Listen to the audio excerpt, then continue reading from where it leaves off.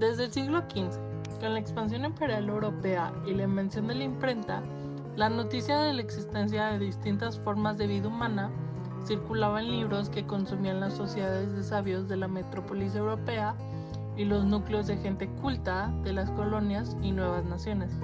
El proceso era paralelo al de la bosnica y la zoología, que desde el siglo XVIII se convertirían en modelos para la ciencia social.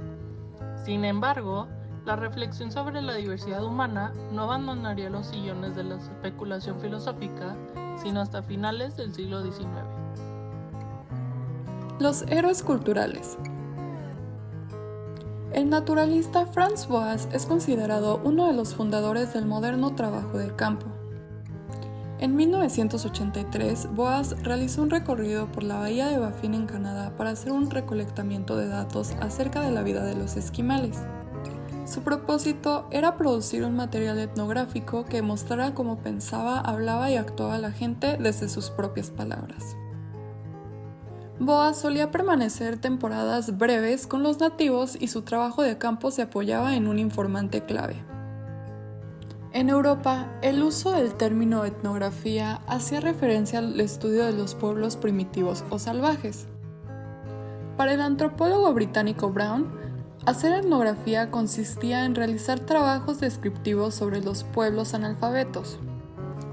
La teoría funcionalista aceptaba que todos los miembros cumplían alguna función para la totalidad y rechazaba la recolección de datos fuera del contexto.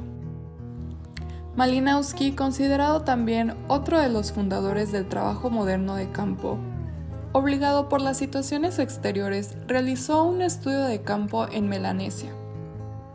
Para Malinowski era fundamental tener propósitos científicos claros, aplicar una serie de métodos de recolección para manipular y fijar la evidencia y vivir entre la gente que estudiaba.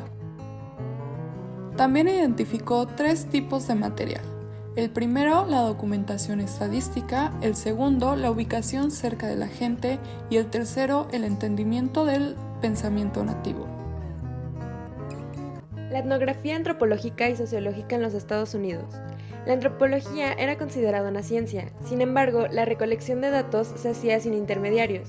El dinero era escaso y los investigadores en trabajo de campo debían cubrir periodos de tiempo largos en visitas más cortas. Margaret Mead fue una de las primeras que hizo trabajo de campo fuera del territorio norteamericano.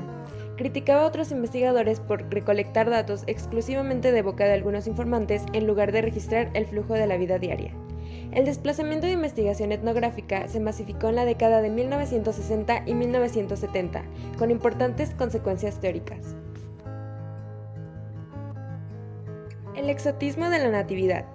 Antes de la década de los 60, el trabajo de campo estaba centrado en la tensión proximidad-distancia entre el etnógrafo y los nativos, dando lugar al debate sobre las ventajas y limitaciones de hacer etnografía en lugares lejanos y no dentro del lugar de origen del investigador. Algunos antropólogos argumentaban que el contraste cultural promueve la curiosidad y la percepción. Además, garantiza un conocimiento científico neutral. Una cosa es conocer una cultura y otra haberla vivido.